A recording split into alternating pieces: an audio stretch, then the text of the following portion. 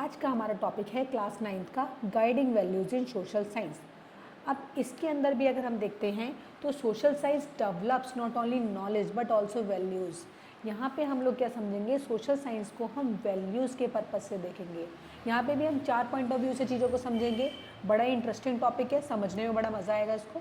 Social science develops करता है, अगर हम बात करें तो सिर्फ नॉलेज से ही नहीं करता, वो हमें वैल्यूज़ से भी कहता है। वैल्यूज़ का मीनिंग क्या होता है, ऑलरेडी हम लोग मॉरल वैल्यूज़ वगैरह पढ़ के आ चुके हैं। वैल्यूज़ का मतलब होता है कि क्या सही है और क्या गलत है, what is wrong and what is right. यहाँ से हम इस चीज़ को समझें तो ये जो वैल्यूज़ है वो आपको क्या बताता है, किस तरीके से हम अपनी सोसाइटी को एग्जामिन करेंगे और कैसे हम अपनी चॉइसेस को बनाएंगे डेली लाइफ के लिए। इंडिया में अगर देखा जाता है तो बहुत ज़्यादा क्लोजली कनेक्ट होते हैं हम कहीं ना कहीं कॉन्स्टिट्यूशनल के बेसिस पे। प्रेम्बल ऑलरेडी हम लोगों ने देखा है, हमारी इस बुक के अंदर हमें आगे भी देखने के लिए मिलेगा। Specially justice, liberty, equality and fraternity, तो ये सारे पॉइंट ऑफ व्यू हमें जब आगे प्रेम्बल इसके अंदर देखेंगे तो हम इसको डिटेल में समझेंगे। गाइडिंग वैल्यू हमें हेल्प करता है 3 इंपॉर्टेंट वेज में। सबसे पहले क्या करता है, वो शेप देता है कि कैसे हम ट्रीट करें लोगों को and how we respond to difference. अगर मान लीजिए कि सब लोग अलग अलग तरीके के लोग हैं तो उसको किस तरीके से हम इनको रेस्पॉन्ड करें।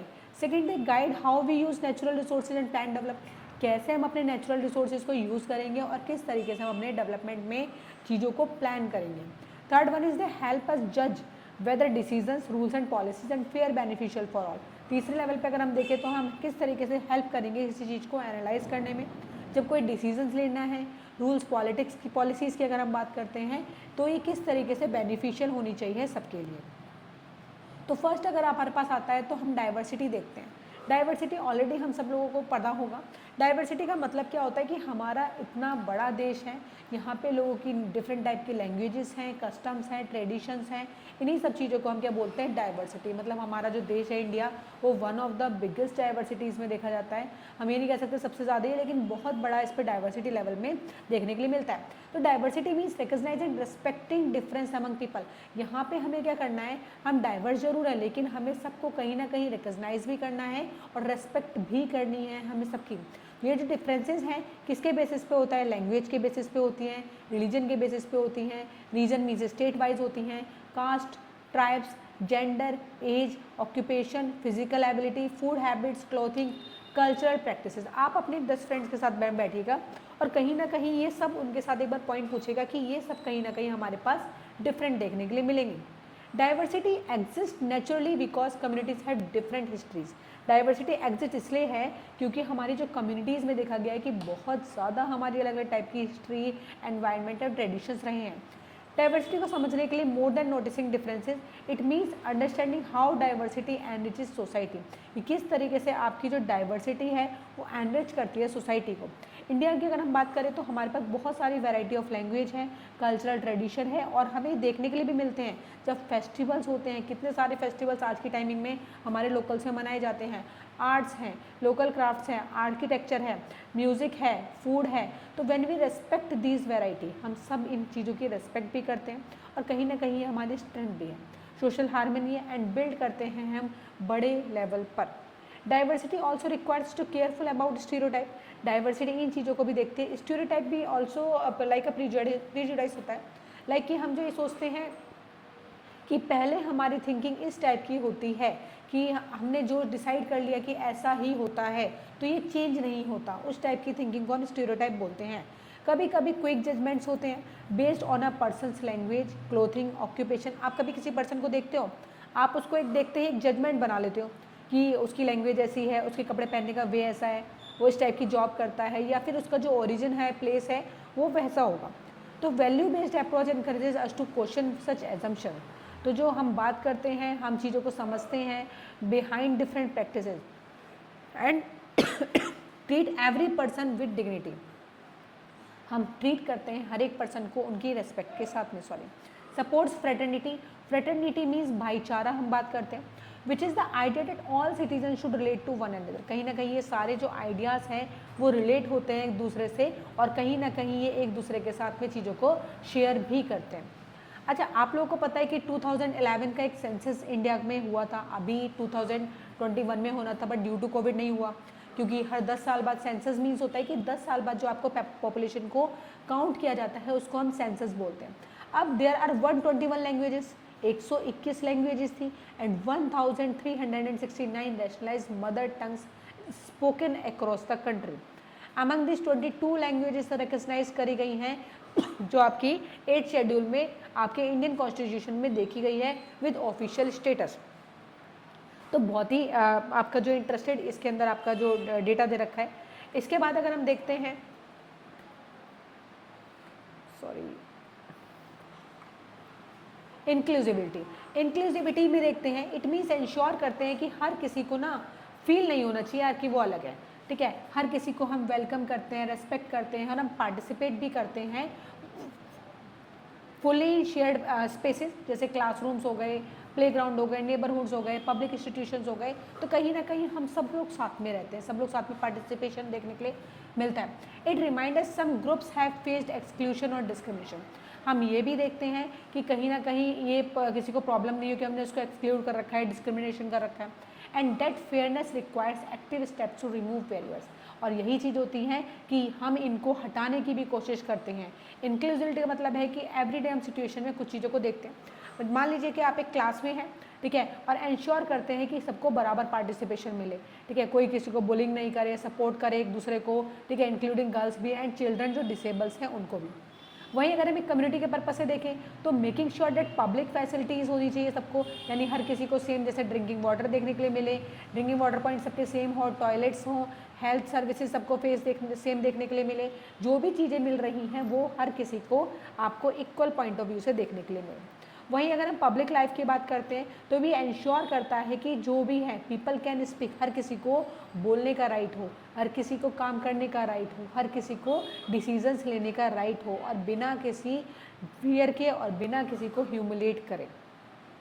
तो इंक्लूसिविटी हमारे पास देखने के लिए मिल जाता है। अरे यार ये कहाँ चला गया, sorry. Inclusivity is closely connected with equality of status and opportunity. यहाँ पे इंक्लूसिविटी कहीं ना कहीं आपको कनेक्ट करता है आपके अपॉर्चुनिटी के साथ में और मैच करता है कि जो भी आपके नेशनल गोल्स हैं और जो भी बैरियर्स हैं उनको भी हटाया जाता है और सोशल और इकोनॉमिक डिसएडवांटेजेस को भी देखा जाता है। नेक्स्ट हमारे पास बहुत ही इंपॉर्टेंट और बहुत इंटरेस्टिंग टॉपिक आता है सस्टेनेबिलिटी। बहुत बार आप लोगों ने ये वर्ड सुना होगा, आप लोगों ने ऑलरेडी ये पढ़ा भी है, 3rd क्लास से लेकर इसको 12th क्लास में डाला भी ज़रूर जाता है टॉपिक को, ठीक है। तो it means using resources wise both present and future generation. मैंने आपको कई बार बताया है कि रिसोर्सेज क्या होते हैं, जहाँ पे प्रेजेंट एंड फ्यूचर जनरेशन को हम देख कर चलते हैं कि हमारी और उनकी दोनों की नीड्स क्या हो, फुलफिल हो। Require balance between development and protection of nature. हम लोग बैलेंस बना के रखें, हमें डेवलपमेंट भी करना है और हमें अपने कहीं ना कहीं नेचर को प्रोटेक्ट भी करना है। तो ये आपको केयरफुली देखना है कि जो भी आप ज़मीन को यूज़ कर रहे हो, हम बहुत ज़्यादा केमिकल फर्टिलाइजर्स यूज़ करते हैं, ज़मीन ख़राब करते हैं, इन चीज़ों को नहीं करें क्योंकि आने वाले टाइम में तो फिर इसकी न्यूट्रिएंट्स वगैरह सब खत्म हो जाएंगे। वाटर हो गया, वाटर को हम सेव करें, वेस्ट नहीं करें। फॉरेस्ट की बात करते हैं तो जंगलों को भी ऐसा नहीं है कि बिल्कुल हम काट के ख़त्म कर दें आने वाली जनरेशन के लिए। मिनरल्स हमें बचा के रखने हैं एंड एनर्जी भी हमें सेव करके रखनी है। एज वेल एज अगर देखें तो हमें पॉल्यूशन भी इतना ज़्यादा नहीं करना कि आने वाले लोगों को सर्वाइव करने में प्रॉब्लम हो। And waste sustainability becomes clear when we connect environment with livelihoods and wellbeing. Cutting forest many create lands. जब हम जंगलों को काट देते हैं तो बहुत सारी ज़मीन तो आपकी आ जाती है जो कंस्ट्रक्शन के लिए यूज़ हो रही है, but can also lead to soil erosion. लेकिन वहाँ से कहीं ना कहीं आपकी सॉइल इरोज भी हो जाती है, आपकी वाटर अवेलेबिलिटी भी कम हो जाती है और वहाँ की बायोडाइवर्सिटी भी खत्म हो जाती है। इंडस्ट्रियल ग्रोथ क्या है, यहाँ पे हम देखेंगे प्रोडक्शन इंक्रीज हो रहा है, आपकी इंडस्ट्रीज बढ़ रही है, बहुत अच्छी बात है, प्रोडक्शन भी इंक्रीज हो रहा है, एम्प्लॉयमेंट भी मिल रही है, बट कहीं ना कहीं पॉल्यूट हो रहा है आपका एयर, आपकी रिवर्स जो हैं वो पॉल्यूट हो रही हैं, हार्म हो रहा है आपका हेल्थ, आपकी एग्रीकल्चर भी इम्पेक्ट करनी पड़ रही है। ओवर यूज़ अगर हम कर रहे हैं अपने ग्राउंड वाटर को तो हमें पता है कि पहले हम लोग के लिए कुएँ से पानी निकाल लिया करते थे, फिर हम लोगों ने हैंडपम्प वगैरह भी यूज़ करे हैं और अब देखते हैं तो अब तो हम बोरिंग करके ना जाने ज़मीन में से कितना नीचे पानी निकाल लेते हैं। तो ये क्या हो रहा है कि पानी का लेवल डाउन होता जा रहा है जैसे जैसे हम पानी को ओवर यूज़ करते जा रहे हैं। आप अपने फार्मिंग को सपोर्ट मिल रहा है but it can cause long term water scarcity, but कहीं ना कहीं पानी का जो लेवल है वो डाउन हो रहा है एंड वाटर की स्कैरसिटी भी देखने के लिए मिल जाती है। Sustainable approach ask long term question. तो किससे इसको बेनिफिट हो रहा है, ठीक है, और किसको कौन इसका एक्चुअल में जो है वो कॉस्ट इसका बियर कर रहा है। कैसे, अगर आप देखोगे तो आपने जो भी डेवलपमेंट किया है उसको आपने प्लान किया है, हमने अपने नेचर को प्रोटेक्ट करेंगे, लाइवलीहुड जो है उसको भी हम सिक्योर करेंगे, तो इन चीज़ों को बेसिस पे हम यहाँ पे इसको समझने की कोशिश करेंगे सस्टेनेबिलिटी में। लास्ट में आता है हमारे पास इक्विटी। इक्विटी में अगर हम देखते हैं तो इक्विटी मीन्स होता है कि जहाँ पे हर किसी को क्या मिले, फेयरनेस, अपॉर्चुनिटी मिले, और हर किसी का जो आउटकम है, आउटकम्स मीन्स रिजल्ट जो भी आपको इक्वल लेवल पे देखने के लिए मिले। ये रिकग्नाइज करता है people do not start from the same position. हर कोई क्या करता है, हर कोई रिकग्नाइज नहीं कर सकता। अगर मान लीजिए कि हमने सबको सेम पोजीशन में नहीं दिया, कुछ लोगों को डिसएडवांटेज फेस करनी पड़ी है। मान लीजिए कि आप ही के साथ में अगर 40 बच्चे आपकी क्लासरूम में हैं, 30 बच्चे आपके क्लासरूम में हैं, ठीक है, तो वहाँ पर क्या है, पॉवर्टी कहीं ना कहीं किसी ने कोई प्रॉब्लम फेस करी होगी, डिस्क्रिमिनेशन फेस करा होगा, डिसेबल फेस होगा, रिमोटनेस मीन्स बैकवर्ड एरियाज़ की हम बात कर सकते हैं, या फिर उसको प्रॉपर सर्विसेज नहीं मिली होगी। तो इक्विटी रिक्वायर्स एडिशनल सपोर्ट। ऐसे लोगों को हमें क्या करना पड़ता है, एडिशनल सपोर्ट करना पड़ता है, where it is needed so that everyone has a genuine chance. मतलब हर किसी को बराबरी का चांस मिलना चाहिए कि उसको स्टडी करने का है, उसको स्टे हेल्दी रहने का राइट है, एंड लिव विद डिग्निटी, यानी वो रिस्पेक्ट के साथ उसको रहने के लिए भी हमारी सोसाइटी में स्पेस में। इक्विटी में और क्या देखने के लिए मिलेगा, अब यहाँ पे है कि कुछ डिसीजंस लिए जाते हैं पब्लिक की तरफ से, जैसे देखते हैं कि स्कॉलरशिप प्रोवाइड कर दी जाती है गवर्नमेंट के थ्रू, टेक्स्ट बुक फ्री मिल जाती हैं, मील प्रोग्राम्स आप लोगों को पता होगा, support children from low income facility, वो जो आपकी लो इनकम फैमिलीज़ होती हैं उनको भी मिल जाता है, रैम्स असिस्टिव डिवाइसेस उनको मिलते हैं, कुछ टीचिंग मेथड्स उनको मिल जाते हैं, एंड चिल्ड्रन जो डिसेबल्स होते हैं उनको भी उन्हें वहाँ पे प्रॉब्लम्स को वहाँ पे जो इनको इक्विटी के रिगार्डिंग उनको मिलता है। नेक्स्ट की stronger schools and health facilities in remote areas.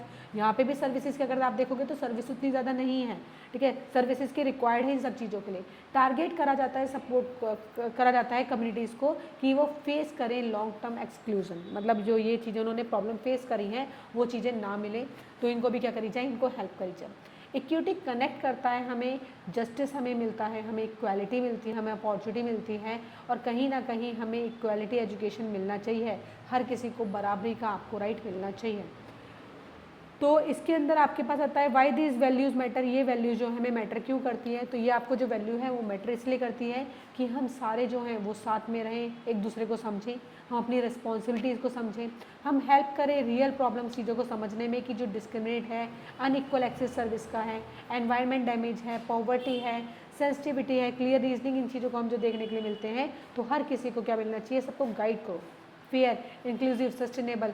तो यहाँ बेसिस पे हम कॉन्स्टिट्यूशनल आइडियल्स को समझते हैं। नेक्स्ट क्लास में हम इसका नेक्स्ट टॉपिक करेंगे। टॉपिक समझ आए हैं तो प्लीज़ कमेंट कीजिए एंड सब्सक्राइब कीजिए। Thank you.